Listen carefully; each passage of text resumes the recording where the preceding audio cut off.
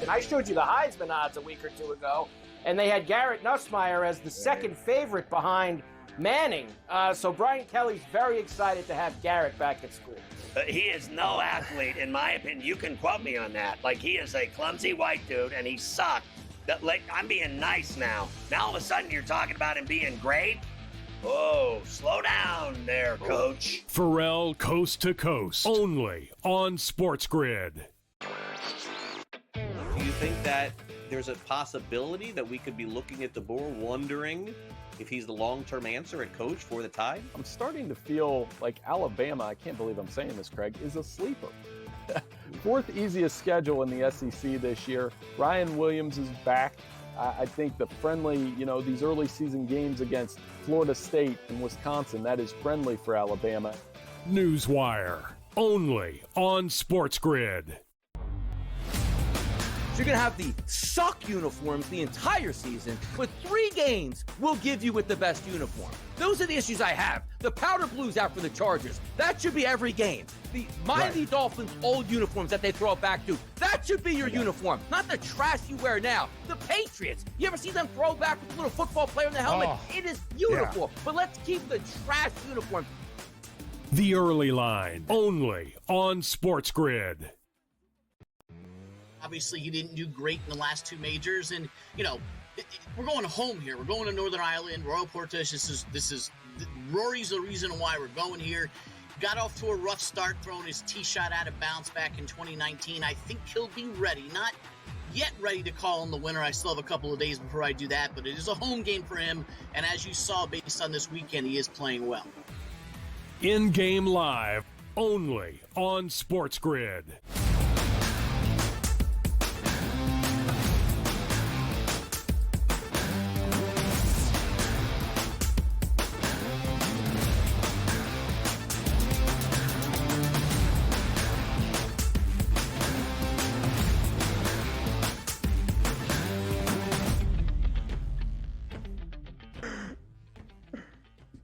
Welcome to hour number 3 live right here on this Wednesday on the Early Line on SportsGrid. It is our third and final hour, but plenty more in store. We will continue the NFC East edition of Buy or Sell. 50 days away from when the reigning Super Bowl champion Philadelphia Eagles against their divisional foe and bitter rival, the Dallas Cowboys, kick off the 2025 NFL season on Thursday, September 4th. We'll talk about the Birds in their Super Bowl defense in just a matter of moments. We'll hear from you. Of course, one of the hot-button topics and debates this week, DRS, scouts, executives, coaches around the NFL releasing a list of their top 10 quarterbacks to ESPN. We talked about it yesterday. We'll talk about it further here to start off hour number 3. And then, as we get you ready for the Open Championship, for the 156th time, golf's oldest major, our 4th and final this year in the major circuit in golf, we head over across the pond to Northern Ireland. Rory's home course, kind of Royal Portrush, where the other Irishman, Shane Lowry, won it in 2019. Keith Stewart, our guy, will join us to get you set with everything you need to know, the storylines and the picks for the Open Championship in 2025. And then JY, the coach, joins us on the final day of action in the first half of the WNBA campaign. 5 games today, DRS, and at the end of it, the All-Star break in Indianapolis starting tomorrow. Plenty, and I mean plenty, here in hour number 3.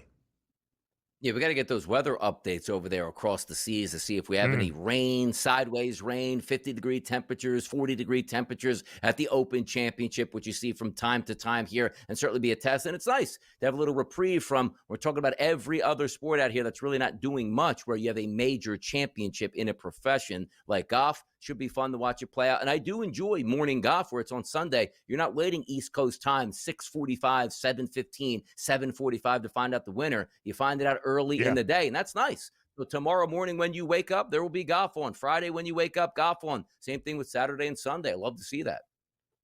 Yeah, no doubt about it. 153rd Open Championship, by the way, but still by far the oldest major championship that we have in golf. Speaking of championships and trophies, certainly, DRS, The Lombardi Trophy is one of the best prizes in all of sports. It is the one the Eagles were able to capture for a second time in franchise history, adding to your bookshelf and your set behind you that second replica Lombardi Trophy. And it has led DRS, of course, to some conversation around the guy at the helm of the offense, Jalen Hurts, the quarterback in Philadelphia. He was listed by that straw poll, the survey of execs and scouts and coaches around the NFL, as the 9th best quarterback in the NFL. Yet he is one of 2 active QBs to get the better of Patrick Mahomes ever in the postseason. He is one of a few active quarterbacks with a Lombardi Trophy. Jalen Hurts, the Super Bowl 59 MVP, has led the Eagles to 2 Super Bowl appearances, and even in the defeat against KC a few years ago in Phoenix, outplayed everybody and had a historic performance. You see how stellar the quarterback record is and what he does, not just through the air, but of course on the ground as well. Donnie, you and I both took umbrage with the idea that Jalen Hurts is the 9th best quarterback in the NFL. We both believe he deserves better recognition than that. But top 5, that's the question. Buy or sell? Jalen Hurts is the 5th best quarterback in the National Football League. Coming into the season, recency bias, absolutely he is a top 5 quarterback. And I want to preface this because you don't just measure quarterbacks, understand, by winning a Super Bowl. Because then we would say, okay, well, Trent Dilfer's way better than Dan Marino. And, Jeff Hostetler of the Giants in the early 1990s is better than Dan Marino. Doug Williams of Washington, back in the late 1980s, better than Dan Marino. That's not how things are judged. You have to sort of play it out. But also, it's not like, what have you done for me lately? Or is it, what have you done for me over the past decade? Right now, you can't argue that Jalen Hurts is not a top 5 quarterback, because what is your argument? If we are looking at those top 5 players for me, like Patrick Mahomes being number 1, there's no argument there. Josh Allen hasn't been to a Super Bowl, let alone won a Super Bowl, but I would take Josh Allen over him. You take a look at Joe Burrow, who's been to a Super Bowl, the prototypical quarterback in the pocket. Yeah, I would take Joe Burrow over Jalen Hurts. But then comes into the Lamar Jackson debate, which he hasn't won at the biggest stage, has blown games at the biggest stage, has played well in some of those games, but his team didn't hold up his end of the bargain in those big stages here. But I still would take Lamar Jackson over Jalen Hurts. But that's where the buck stops right there. There's nobody in the rest of the NFL that I would take right now in his prime with the Philadelphia Eagles than Jalen Hurts. Because some people will play those, well, any one of those other quarterbacks could have won with the Philadelphia Eagles. No, it's not correct. I mean, I've seen unbelievable Ravens teams get beat down in the playoffs because Lamar Jackson was absolutely horrendous in those playoff games. Lamar Jackson is a great quarterback in the regular season, but you still have to say in the biggest moments, sometimes players step up. And for Jalen Hurts in the playoffs, outside of what? The first time he got to the playoffs, I believe it was his second year against Tampa Bay on the road. Who, correct me if I'm wrong, Tampa Bay actually won the Super Bowl that year. That's the game you're going to hold against him. After that, he's been wonderful all the way through, including the Super Bowl, where you are judged on the biggest stage. Outside of that fumble against Kansas City, which resulted in a touchdown the other way. But if you remember, the next drive, the Philadelphia Eagles punched a touchdown in to make up for that, and he outplayed Patrick Mahomes in that game, then thoroughly outplayed him in the most recent Super Bowl in New Orleans that we just watched. So for me, Jalen Hurts is not the best quarterback in the NFL. Jalen Hurts is absolutely the top 5 quarterback in the NFL, and deservedly so. I will buy as well, DRS, as we used to say here on this program. I think when you look at the top 4 in the top 10 quarterback list, Patrick Mahomes is on a peg and a tier of his own. And I do agree with the rest of the top 4 in some form or fashion. If you wanted to argue Lamar Jackson based on individual production and 2 MVP awards and what probably should have been his 3rd last year, but the historic season for Josh Allen gives him that. You want to say Joe Burrow is the only guy to beat Mahomes out of those AFC QBs. I hear it. What I argue with is Jaden Daniels at 5 should not be the case. Jalen Hurts is the 5th best quarterback in the National Football League. Again, it is all random criteria. I don't know, DRS, if the execs and the scouts and the coaches had the same standard. Was it Super Bowl championships for them, MVP awards for them, individual production? To me, greatness in being the best is ultimately leading your team to the highest and significant stages. That's a Super Bowl. Jalen Hurts has done it twice in the last 3 years. And then not only getting there, but how do you perform in those most significant matchups where we have seen guys, like Josh Allen, Lamar Jackson certainly, crumble in the spotlight, at least based on the historic performances they often deliver. Jalen Hurts, if your argument he is not one of the top 5 quarterbacks in the NFL, DRS, is his regular season production, then you look like an idiot when you watch him play in a Super Bowl. In 2022, when he outdueled Patrick Mahomes in Phoenix in Super Bowl 57, he had one of the great Super Bowl performances individually we have ever seen. 304 yards, a touchdown through the air, 70 yards on the ground, 3 rushing scores, matching Terrell Davis. Terrell Davis, who's a running back, for the most single rushing scores for a player in a Super Bowl ever. And last year, 2 passing touchdowns, more than 222 through the air, 72 yards on the ground, and a touchdown. And in the beatdown of the Commanders in the NFC Championship game, when it looked as though he was on one leg, still 3 rushing scores. Jalen Hurts has not only delivered Philadelphia to the brightest spots in franchise history, he has been at his best in those most significant of stages. Jalen Hurts is the 5th best quarterback in the NFL. No doubt. Like the other participants there, they're all good quarterbacks who we think are top 10. Jaden Daniels after a rookie season. Come on now. That can't be it. Jalen Hurts, top 5. We'll talk more about it by hearing from you up next.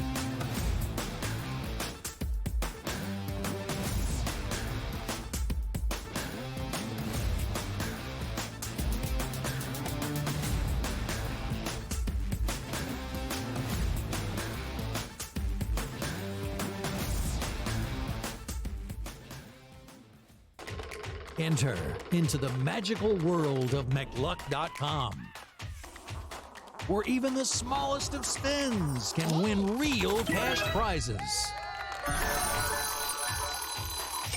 Adventure into over 1,000 of the best Vegas-style slot games. So what are you waiting for? Unlock your free welcome offer today. Join the fun where winners play and players win. 2 guys that can do it all. Too much electricity this morning. This is a good time. We're having a lot of fun. I had to do a triple take. Ka-ching! Why? Because of parity. I didn't mean to offend. Yeah, it's not going to happen. Load management is a dirty word. Let him rip. You know what? Circumstances provide the results. What? How do you do this once? Oh, Donnie, you got such a good show there. A network that is booming. The Early Line, only on SportsGrid. We're going to go through every single thing, and I've got a great team behind me that's going to help me get the job done. I want this to be the place that people come to. There is going to be an energy to game time decisions that you will feel night in and night out. We are going to hit every single one of those markets that you need to know about. We will have everything at our disposal, and we will use that to our advantage. There is not going to be a better place, I promise you, than Game Time Decisions. I'm Kevin Walsh. Tune in to Game Time Decisions weekdays on SportsGrid. The game is on. The stakes are high. But the action isn't just on the field. He's rearranging that ring. Get it inside! SportsGrid's in-game live. Your ultimate second screen experience. Just a little flyer, couple of 15.5-point live line. Every prop, every play, every day. Anything can happen. That's complete chaos. It's smarter to be on SportsGrid.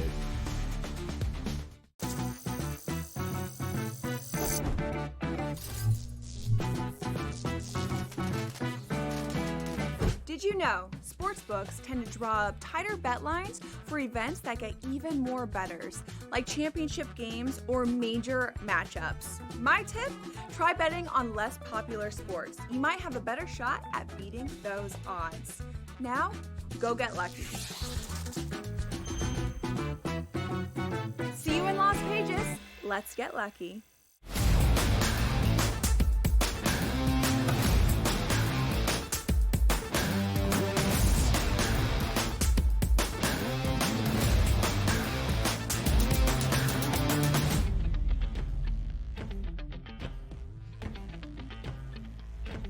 Live right here into hour number 3 on the Early Line on SportsGrid. It is a Wednesday, a conversation, DRS, all around the National Football League. We highlighted the Philadelphia Eagles, but maybe the most pressing question about the reigning Super Bowl champions right now is why the NFL doesn't give their quarterback, a Super Bowl winner and a Super Bowl MVP, Jalen Hurts, near the credit he deserves. Donnie, that was what we wanted to hear from the people. if we disagree with the list of the top 10 quarterbacks voted on by execs, coaches, and scouts around the NFL, released earlier this week to ESPN, and both you and I believe and are buying that Jalen Hurts is a top 5 quarterback, are we alone? Does the public feel the same way? Let's find out right now. It's time for Fade the Public.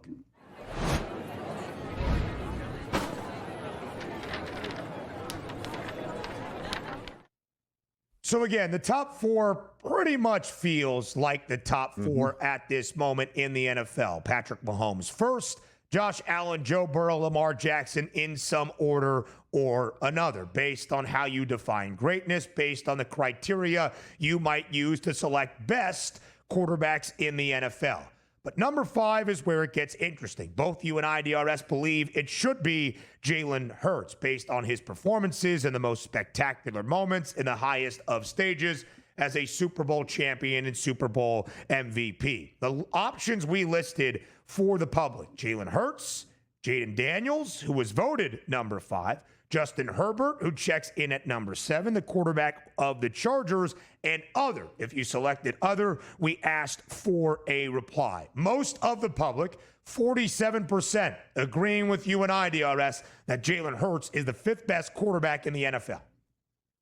Yes, and he is the 5th best quarterback in the NFL, and there's nothing that's going to prove, well, he runs the football in on short yardage situations. Well, then every quarterback should be able to do the same exact thing as the Philadelphia Eagles, and they don't do that. He also plays his best in some of the biggest moments. And also remember, like gutty performances like the Rams game where he basically got his leg twisted off, still finished that game with an Eagles victory, only to come back the next week and be dominant once again against Washington and then into the Super Bowl, where some people are still questioning if he had lingering effects of that ankle injury. Or knee injury, excuse me. But if you're also looking at who that next player is capable of being, maybe it is Jaden Daniels who takes a step up here, but it didn't show it last year. Yes, they won a playoff game on the road against Tampa. Yes, they went into Detroit and knocked out the first seed. And yes, they got blasted by Jalen Hurts and the Philadelphia Eagles. If you want to say it's Justin Herbert, all right, he has all the tools in the toolbox to be a fantastic quarterback and a great football team this year with a great head coach. But when he protects the football in the regular season, then gets to the playoffs and absolutely explodes in a bad direction, you have to take away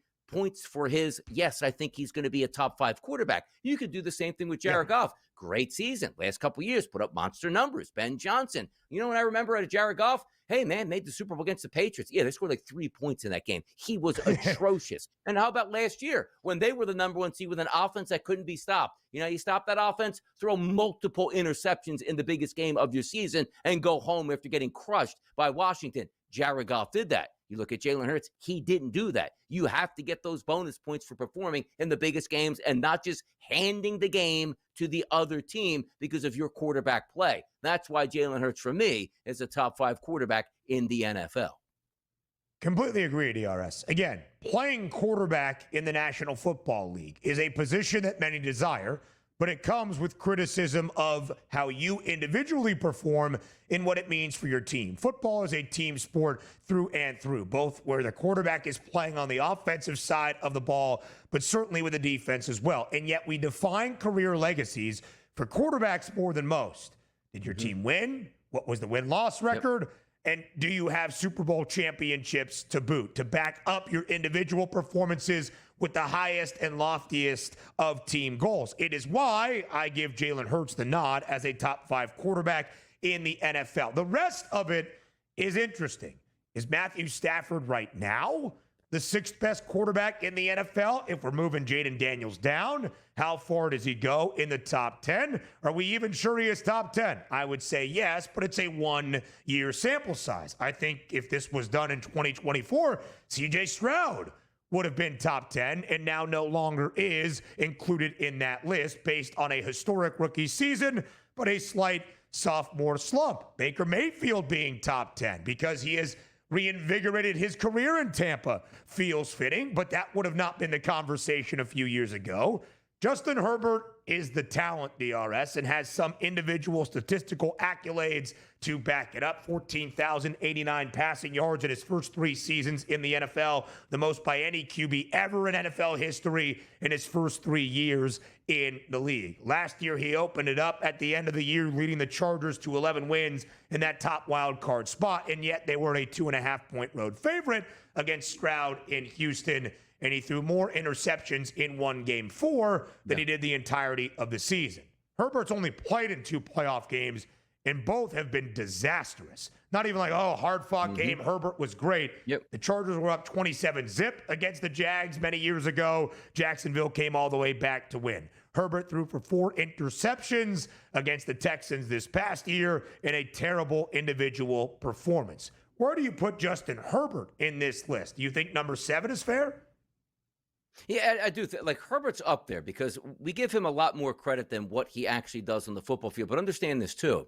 He's in a program now in Los Angeles that it's a shame because you might want to say, like, let's just let this kid rip it, man. Throw the ball deep downfield. He's got an unbelievable, uncanny deep ball, can throw rockets with the best of them in the NFL. But Harbaugh, as you know, is like, hey, you know what? We're going to be a big, physical, fast football team. I need you to protect the football. He did everything his coach asked for in the regular season until it got to the playoffs, and he just couldn't throw it to his same team. He just kept throwing it to the other team. But when you look at sometimes where what's a top 5 quarterback or top 10 quarterback coming into the season and the expectations, it absolutely is Herbert, because the expectations on the Chargers probably to make the playoffs, and a quarterback is certainly the big part of that. And the expectations and potential sometimes gets weighed a little bit more than the actual results on the football field. That's why we're enamored with Herbert, because if you take a look and say, hey, Grok, or hey, AI, make me a quarterback who's ready for the NFL. Like, it would spit out Justin Herbert. Arm, talent, size, ready to go, young player in his prime. That's who it's supposed to be. He deserves to be up there, but we do need more performance on the field in big moments for us to elevate that spot for him.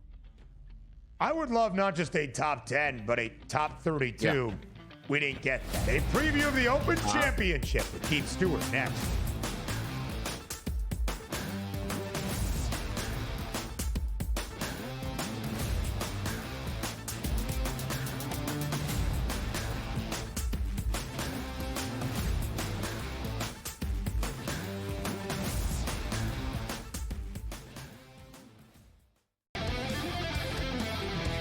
Montreal has a new coach. Like, I might be the new coach of Montreal in 2 weeks. Like, they have a new coach all the time, and they always have, we're playing a new system. They're like, they have a bunch of 20-year-old players and kids on the pitch. Anyone that's good, they sell and they trade for money all the time. Like, it's a real disaster. But they hit a new low tonight, getting eliminated by the Forge. Sports Rage tonight, only on SportsGrid. One that really sticks out to me the most, George, and he's having a fantastic season, is James Wood of the Washington Nationals. I mean, yes, Cal Raleigh's fantastic. Don't get me wrong. He's like a candidate for MVP of the American League. But every time I look up, George, James Wood is either getting 5 hits or being walked 4 times in a game. What a season for this guy. And he's so young. What, is he 22? So what a future this kid has ahead of him. Fantasy Sports Today, only on SportsGrid. The best white American prospect since Larry Bird. And think about how Larry Bird kind of came in Magic and transcended the game.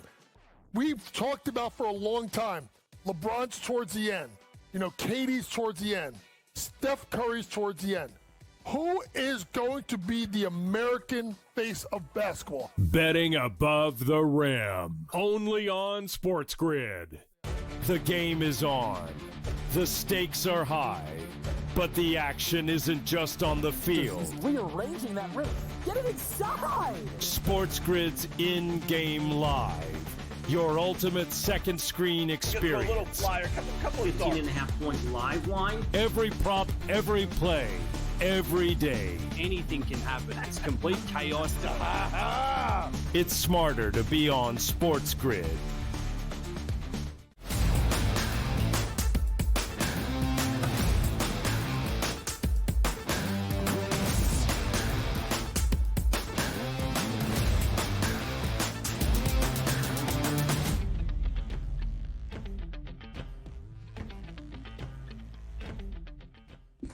Live right here on this Wednesday morning on the early line on SportsGrid. We are only a few hours away from the start of our 4th and final major of this year in golf. It is the Open Championship, the 153rd playing of golf's oldest major this week in Northern Ireland at Royal Portrush. We are very pleased to be joined by Keith Stewart on this Wednesday. Not 1, but 2 segments, both to look at the storylines entering this week at the Open, and of course, Keith's keys and the early leans on the early line. But not that early, Keith. We're getting going early on a Thursday morning, 1:35 a.m. local time here in the East Coast stateside, of course, as they get going across the pond bright and early on a Thursday morning for some links golf. Ben, I'm just going to do some late sports grid tonight and just run it right through. 1:35 a.m. I'm locked and loaded. Forget the coffee golf. Let's do some Red Bull golf. Let's roll with it. Wow. Never go to sleep during Open Championship week. And of course, Keith, we'll look at the odds in just a moment. Scottie Scheffler enters as world number 1 and the short favorite. He has never been crowned the champion golfer of the year. He has not won the Open Championship just yet, but Scottie has won a ton. He gave a rather introspective answer, Keith, in getting ready for his pre-tournament press conference about the idea of glory and what winning means to him. Let's hear from world number 1, Scottie Scheffler, right now. I'm not here to inspire somebody else to be the best player in the world, because what's the point? You know, this is not a fulfilling life. It's fulfilling from the sense of accomplishment, but it's not fulfilling from a sense of like the deepest, places of your heart. There's a lot of people that make it to what they thought was going to fulfill them in life, and then you get there and all of a sudden you get to number 1 in the world, and then they're like, what's the point? And I really do believe that, because what is the point? You're like, why do I want to win this tournament so bad? That's something that I wrestle with on a daily basis. It's like showing up at the Masters every year. It's like, why do I want to win this golf tournament so badly? Why do I want to win the Open Championship so badly?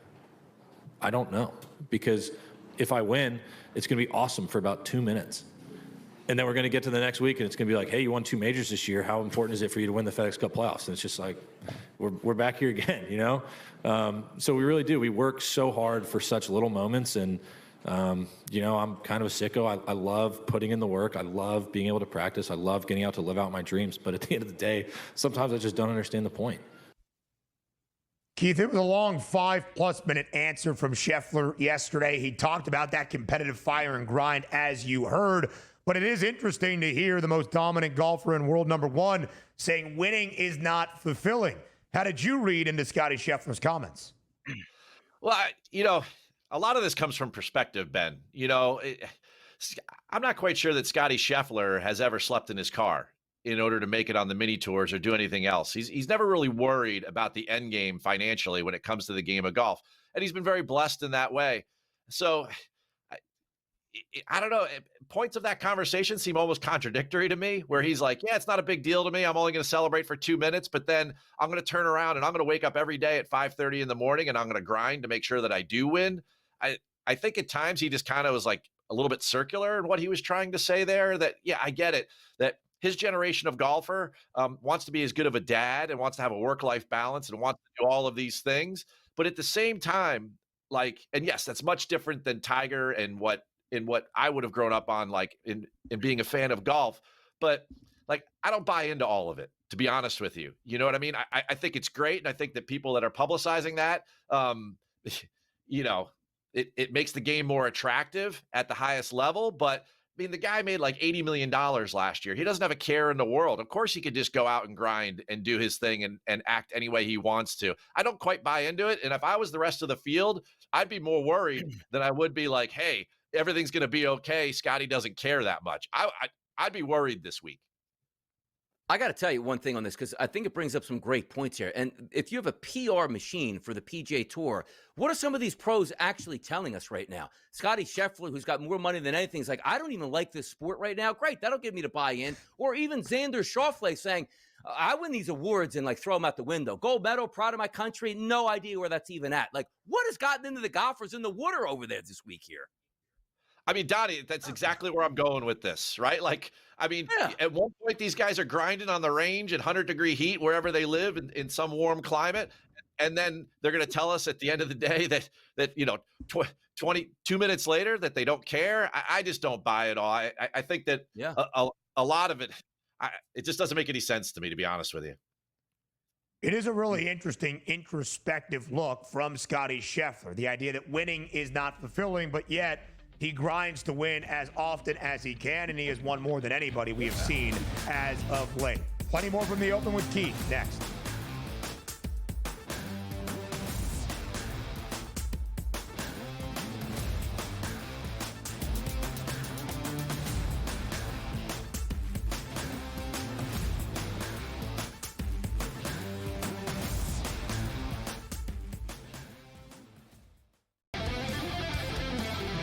Like Montreal, has a new coach. Like I might be the new coach of Montreal in 2 weeks.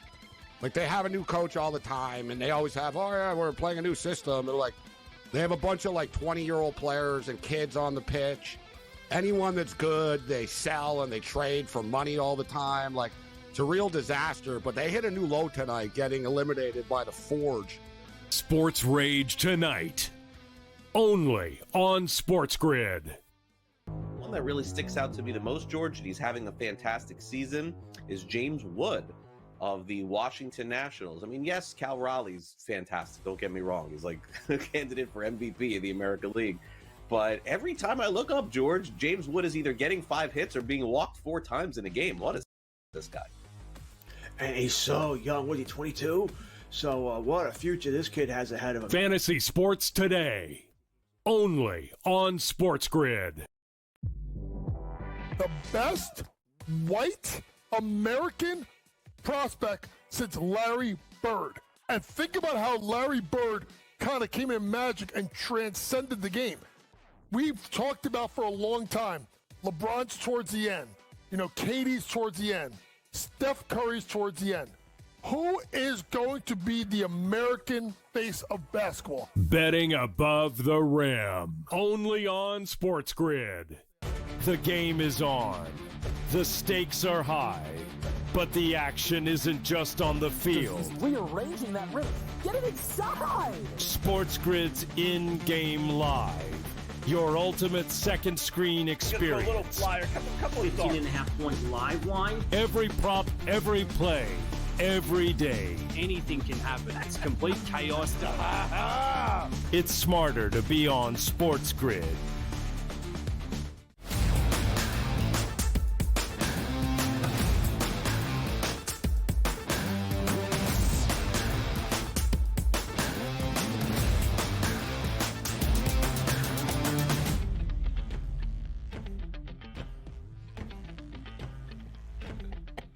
So we just played you the clip of about a 5-minute answer from Scotty Scheffler about winning being unfulfilling, but still appreciating the competitive grind and trying to win more than most. A point he didn't really hammer home, that he still wants to beat the brakes off of everybody, which leads to the reactions that we just saw. But Keith, you mentioned something that I think the natural fan then takes. Well, does this guy not want to win?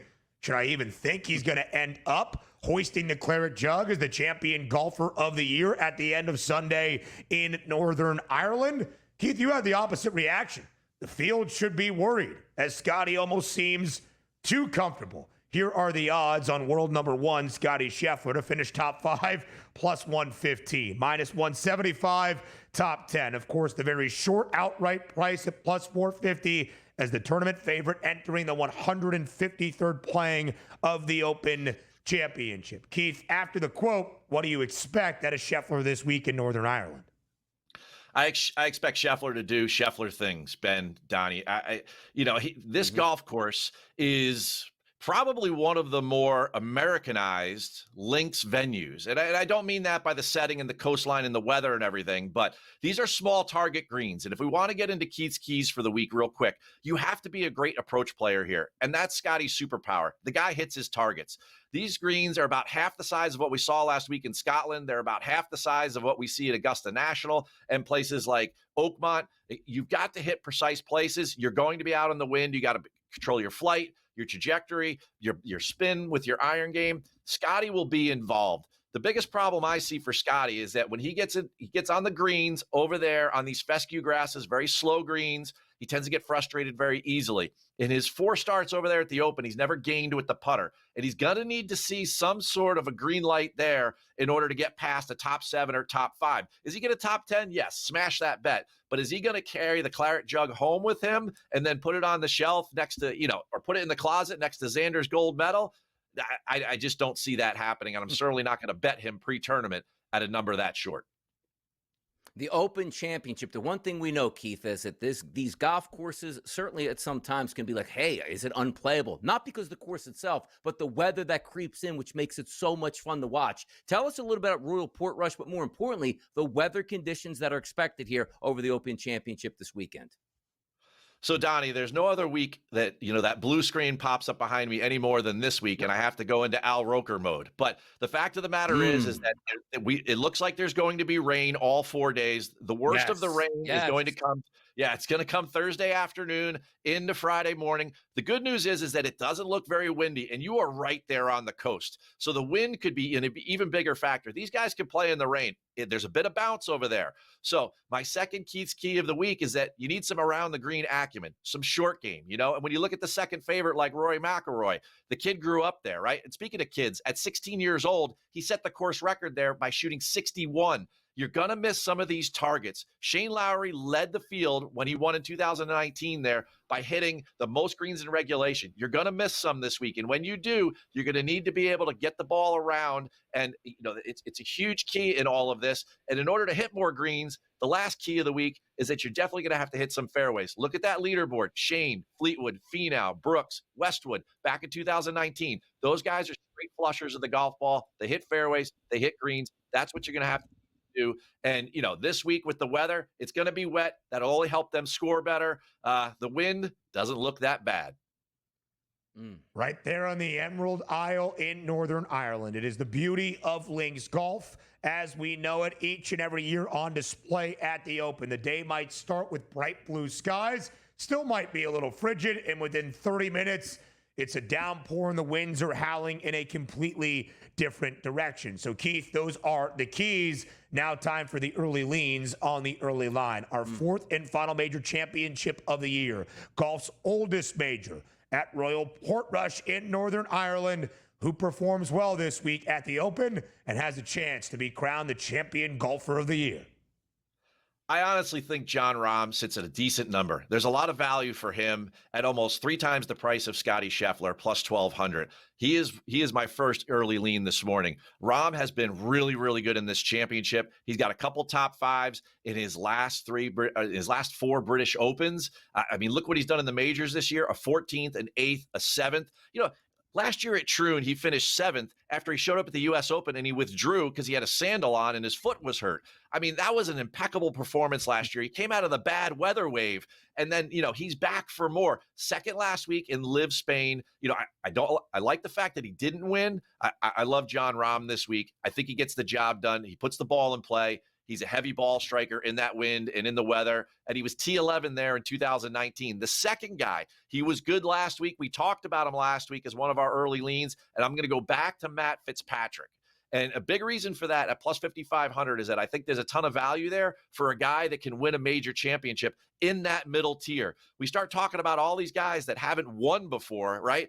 Matt's proven it, and he did it on a small target, classically designed golf course there at the Country Club back in 2022 in the U.S. Open. He was 4th at the Scottish Open, 8th at the Rocket, and in all of that, the ball striking was really, really good, but the putter hadn't popped. And last week I said when he gets back to the United Kingdom and the British Isles on those fescue greens, it was going to go crazy. He gained 7 with the putter last week. I love me some Jon Rahm this week. Give me the Spanish Bull.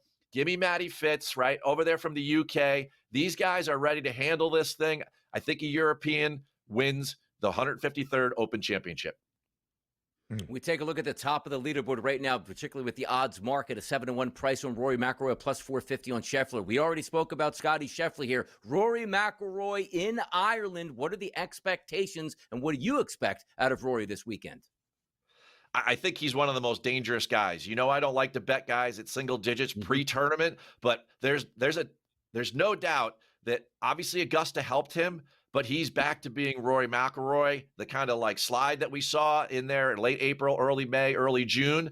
Rory's back to being fixed on this championship. And I tell you what, if you're over there, everyone I've talked to over there, everything is all day Rory. And, it's somewhat consumed him, Donnie, back in 2019, that it was the first time it came to Ireland, his home course. He had the course record there, and he goes out, shoots 79 in the first round. That's not going to happen again, right? The 65 in the first round is something more along the lines I expect. And if you want a really fun bet for tomorrow, first round, top 5, you can get Rory at plus 500. He's just got to finish in the top 5 places.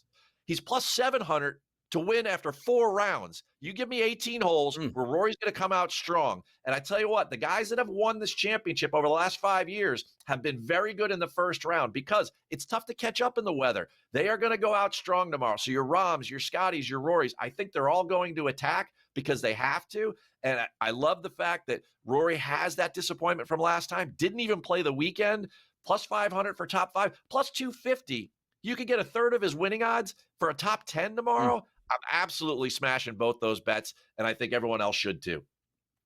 A great way to approach Rory back at home in Northern Ireland. Of course, when Rory finally completed the career Grand Slam in the first major of the year at the Masters, it was his first major championship of any kind in 11 years. Can he round out the year taking 2 of the 4 grandest titles in golf? What he did not do last week at the Scottish Open was outlast your family, your religion, and a Rutgers golf. Keith, how about our guy from the Garden State, Chris Gotterup, winning the Scottish Open and the emotion he displayed on 18 when he held on for that tournament crown?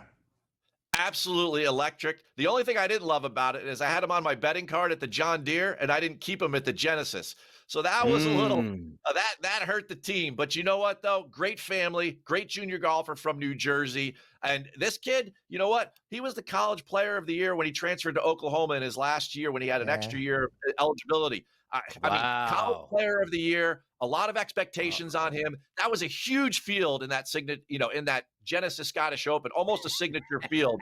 And he absolutely stared Rory down and did it. I love the all black. I love the chains. Give me more Chris Gotterup. Keith, we got to cut the part about that 1 year in Norman at OU. Yeah. It is the pride of Rutgers, Chris Gotterup. That is it. We appreciate the time. More TEL next.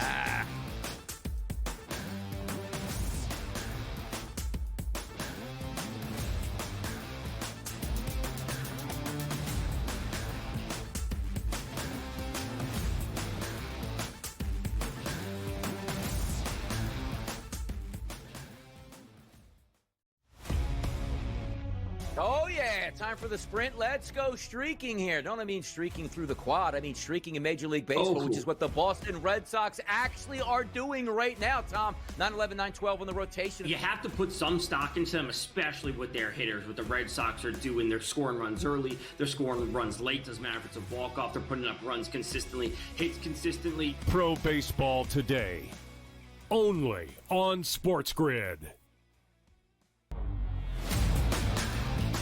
1 of 6 from beyond the arc yesterday. I think at best he's a reserve player, but again, that's at best for the next few seasons. I don't think he has a 7 to 10 year NBA career. Most kids are like, hey, Dad, play another year in the NBA, understanding that, like, hey, we get Dad home and it's fun to watch him on TV. But this kid is actually like, Dad, please play so I can play. The Early Line, only on SportsGrid. Obviously, he didn't do great in the last 2 majors, and we're going home here. We're going to Northern Ireland, Royal Portage. This is Rory's the reason why we're going here. Got off to a rough start, throwing his tee shot out of bounds back in 2019. I think he'll be ready. Not yet ready to call him the winner. I still have a couple of days before I do that, but it is a home game for him. And as you saw, based on this weekend, he is playing well. In-game live, only on SportsGrid. Aaron Judge is great, but if you want to talk about full contributions to a team, maybe I'm biased as a former catcher myself, but I think Cal Raleigh's working a little bit harder than everybody else, and I think Cal Raleigh should be right in this thing.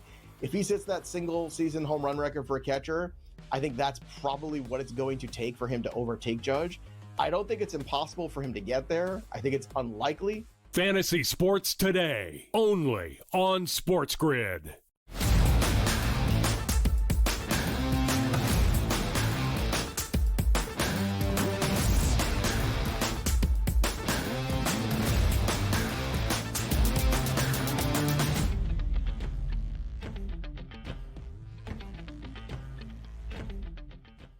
A 5-game slate in the WNBA on this Wednesday. It is our final day of action of games before the All-Star Weekend in Indianapolis. The festivities begin on Friday. 3-point contest, skills challenge in the WNBA All-Star Game, led by Captain Caitlin Clark in Captain Nafisa Collier on Saturday inside Gamebridge Fieldhouse. JY is here. That's the coach, James Young, to look back on a doubleheader last night in the W and our final day of games on this Wednesday. JY, thanks for being here. Some reaction to the opening half of the season in the WNBA as well. We're always glad for your time. Great to be on with you. And I don't know if you call this Kids Day or Camp Day, WNBA. Kind of like in women's college basketball, some early games starting at noon Eastern Standard Time today. Three of those games, to JY's point, Camp Day, Kids Day, whatever you slice it, we've got some early afternoon basketball in the WNBA. One of the primetime games tonight is in Brooklyn between the New York Liberty and the Indiana Fever. Of course, a marquee matchup. But now we have to ask the question again, JY, will Caitlin Clark be out there? A big all-star weekend in her home of Indy is expected. She will play or compete in the three-point contest. She is one of the captains of the all-star squads. But despite a Fever win last night on the road in Boston against the Connecticut Sun, the worst team in the W, that being the Sun, 85-77. Connecticut did cover as a 15.5-point dog. Clark exited the game in the final minute as they said she could have re-aggravated the groin injury that held her out for 5 games already this year. Another poor shooting night for Clark, but a plus-minus of a plus 21, 8 boards and 7 dimes. JY, let's start with the injury. How concerned are you about Caitlin Clark's health and her availability entering All-Star Weekend? I'm extremely concerned. Let's be honest, Ben. This is the money ticket. This is the biggest player in the sport. And to see her go down with this injury possibly a second time with about 35 seconds up to go in the game, I would be, number one, stunned if she played tonight versus the Liberty. The Lions have already moved about 1.5 points, 2 points already, so that gives you an indication of what they're thinking, even though it hasn't been announced as of yet. But also, All-Star Weekend. There's going to be a big meeting, Ben, over the course of All-Star break, and that's negotiations with the WNBA, which I fully expect a work stoppage. They need Caitlin Clark there, but the problem is if you're Indiana, I don't think she plays in the game. If anything, maybe just a 3-point contest, but I wouldn't even risk it there. At the end of the day, the best thing for this kid is to get some rest and try and do it for the playoff run. Kind of similar to what the Liberty has done with Jonquel Jones when she rolled her ankle again. You know what? We're going to shelf you. Just hope we get into the final eight for the playoff and then make our run. Exactly. Healthy or no healthy, she's got to be there for the WNBA, but more important for her team there and a playoff stretch. Even if they don't make it, sometimes you just got to shut it down. If she keeps getting injured, what's the point of that happening here? But as we talk about no rest for the weary, Coach, it is like a college basketball Saturday today, a noon tip-off in Chicago, the Dream and the Sky. Get us started off in the right direction. A double-digit favorite from the Dream here. What are the expectations today from the Sky at home? And more importantly, how many me-bounds we getting out there with Angel Reese today? Well done. Angel Reese went under her rebound prop last game. To me, I'm looking at Camila Cardozo to go over points plus rebounds.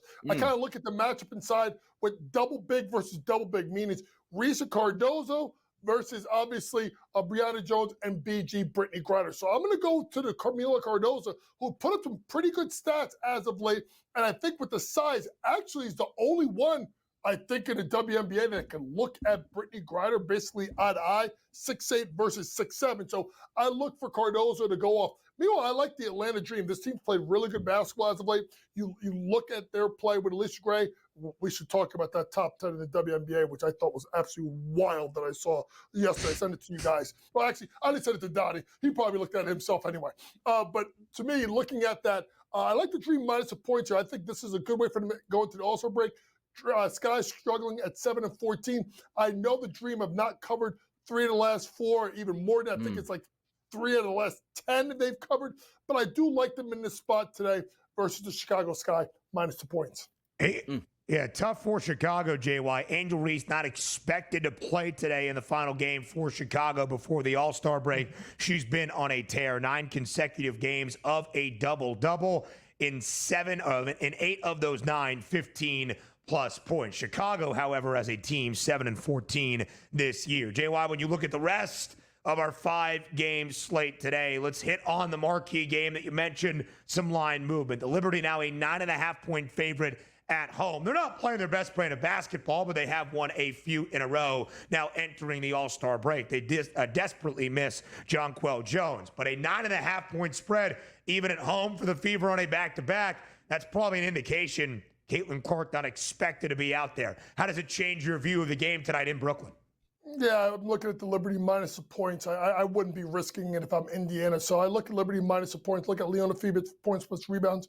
This kid was absolutely hot like fish grease, 8 of 9 for her last game. People talk about missing Jonquel, but Leona missed some games too during that same stretch. They've started to get her going. 6'4" guard, shoots it really well from 3. And at 6'4" is think about the Liberty Ben when they're healthy. They can go 6'4", 6'5", 6'5", across that front line, and all 3 of them with Phoebus, Stewie, and Jonquel when healthy, they stretch it from 3. That's why obviously Liberty are still the favorites to win the WNBA championship. JY, quickly here, we'll have a couple of minutes on the other side of the break as well if you want to continue in the W. Really good one today, early in the Twin Cities in Minneapolis. It's the Lynx and the Mercury, a potential WNBA Finals preview. The odds maker saying if it is, Minnesota is going to be a hefty favorite. They are perfect in regular season games at home this year, 11-0, and a 10-point favorite today. How do you break it down? Well, obviously, possibly no Satu Sabale and no Kalia Copper, so that's why that line has moved up to about 9.5, 10.5 to shop around. But to me, I would still take the points, hope they keep it close. Alyssa Thomas should be able to keep them in the game. Watch out for Sammy Whitcomb and her ability to knock down threes. Alyssa Thomas has been absolutely balling. Her fiance, DeWanna Bonner, now with Phoenix, has also been really great as a reserve role as well. They've been an underdog and just keep winning because of the absences of Satu Sabale and Kalia Copper. DRS, enjoy money line, my friend. On the other line. Wardrobe change. I'm out.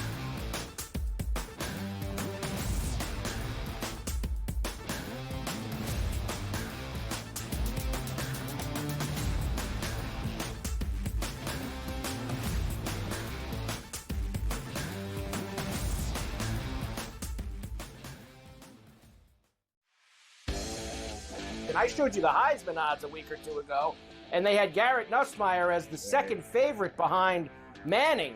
So Brian Kelly's very excited to have Garrett back at school. He is no athlete, in my opinion. You can quote me on that. Like, he is a clumsy white dude, and he sucked. I'm being nice now. Now all of a sudden you're talking about him being great? Oh, slow down there, coach. Pharrell Coast to Coast, only on SportsGrid. Do you think that there's a possibility that we could be looking at DeBoer wondering if he's the long-term answer at coach for the Tide? I'm starting to feel like Alabama, I can't believe I'm saying this, Craig, is a sleeper. 4th easiest schedule in the SEC this year. Ryan Williams is back. I think the friendly, these early season games against Florida State and Wisconsin, that is friendly for Alabama. Newswire, only on SportsGrid. So you're going to have the suck uniforms the entire season, but 3 games will give you with the best uniform. Those are the issues I have. The powder blues out for the Chargers. That should be every game. The Miami Dolphins old uniforms that they throw it back to. That should be your uniform, not the trash you wear now. The Patriots. You ever see them throw back with a little football player in the helmet? It is beautiful. But let's keep the trash uniform. The Early Line, only on SportsGrid. Obviously, he didn't do great in the last 2 majors, and we're going home here. We're going to Northern Ireland. Royal Portage. Rory's the reason why we're going here.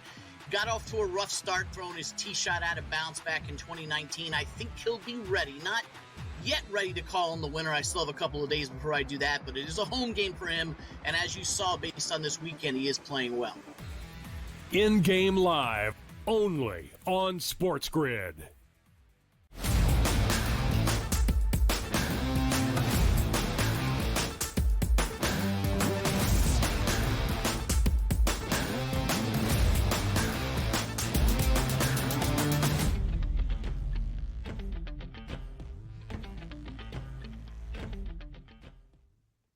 We've hit on 3 of the 5 games on this final day of WNBA action before the All-Star break. We'll see about Caitlin Clark's availability tonight for Indiana on the road in a marquee matchup against the reigning champs in the New York Liberty in Brooklyn, but the line is now 9.5 in favor of New York. Maybe an indication. JY is still here. We've talked about a potential WNBA championship set preview between the Lynx, the best team in the league, and the Phoenix Mercury, who have that second best record as of this moment, JY, and have been one of the pleasant surprises this year in the WNBA. I think another team you could mention in that same vein, Golden State Valkyries, 5.5-point road dog today in the Northwest against Seattle. Not often do you see an expansion franchise come in and perform in the way that the Valkyries have. They'd be a playoff team if the first half of the season was the end of the season. What do you like in this matchup today out in Seattle? Well, listen, you got to look at the play of the Valkyries and really being the surprise team in the WNBA right now. So I'm actually going to take the point. It's hard to go against Golden State. People, just make sure you know that the head coach of the Golden State Valkyries, and you wonder why the Aces are struggling a little bit. Remember, she was Becky Hammon's top assistant. Right now, I know Phoenix has been fantastic, but Ben, you got to give this lady Coach of the Year. Their win total, I think, was 8.5 before the season, and they have far smashed that. And they look like right now, I think they're like a 6th seed to make the playoffs. Seattle's been struggling a little bit as of late. Just lost a home game to the Washington Mystics a couple of nights ago. So I'm going to take the points. If Golden State really plays well, if you want to go a different way, look under. Really two teams that are really good defensively, particularly in the half court. 10-11 is the record for Golden State, but even being a game below 500, we'll see where they get at the halfway point tonight, would put them in a playoff spot. Tied with the Aces, both at 10-11, but taking the final 2 spots that you see there, or battling for that final playoff spot, I should say. JY, it has been a disappointing season for Vegas, a team that came up short in the semis last year of their 2-time title defense, but in the previous 2 seasons, the WNBA champions could enter the All-Star break at best, even 500. That is the expectation. The Aces, a road favorite tonight in Dallas. Paige Beckers has been sensational. She has already won. Not actually, but they are etching her name already into a WNBA Rookie of the Year. Her Wings team, though, struggling. They are 6-16, second worst record this season. Tonight in Dallas, Paige Beckers and her Wings against Asia Wilson and the Aces. What do you like? Well, I'm going to go with the Aces minus points. I know the Aces have been pretty poor as of late, not covering in 2 of the last 3 games, but Dallas is kind of limping their way and been not covering the last 3 games and losing by 19, 11, and 30. And it's not been the play of Paige Beckers. Let's be brutally honest. She's been as good as advertised. It's been Enrique Owumbawale who struggled a little bit with her game. And it'll be interesting to watch as we get to the WNBA early second half. Is Enrique someone that looks to be moved at the deadline? Because that could be someone that could really help a team try to get over the hump. They're trying to win a championship. It is interesting as well, JY. Dallas has been dealing with injuries. Enrique hasn't been fully healthy all year. Even Paige Beckers has missed a few games. But in the 17 that she has played, she had scored 20-plus in 8 of the 17, including in the loss over the weekend against Caitlin Clark and the Indiana Fever. But Dejanay Carrington still not out there, listed as questionable due to the rib injury today against Las Vegas. So we're about to enter All-Star Weekend in the W. Let's look at those WNBA championship odds. And JY, it's a plus 180 price on the Liberty as the reigning champs. Minnesota, the best team in the WNBA, a 2-1 number. Those 2 teams separated by just 2 dimes. Is it a 2-team race to compete for that WNBA championship, or are there more contenders in the fold? Well, I think you have to look at really Phoenix. If they get Kalia Copper and Satu Sabally with Alyssa Thomas and now Dewana Bonner, who got the check and got the hell up out of Indiana as quickly as possible, she is a 6-man, is absolutely dangerous. But you still got to look at Indiana. Can they find a way to get it right? The issue that you have right now with Indiana is they have the 3rd toughest schedule, strength of schedule, the rest of the way in the WNBA. I expect it to be New York versus Minnesota, but something tells me Phoenix will have something to say about it because they're well balanced and they're well coached and they have enough veteran leadership, particularly with Thomas and obviously in Dewana Bonner, that they can make a run at the title as well. The Mercury have won 3 straight, 8 of their last 10. Double-digit dog today against the Lynx again in that potential finals preview. The Fever, 7-1, 4th best price around the WNBA. JY, we appreciate the time as always. A fadeaway, not just to the break, but to today's show. We'll see you tomorrow, 8 a.m. Eastern on SportsGrid.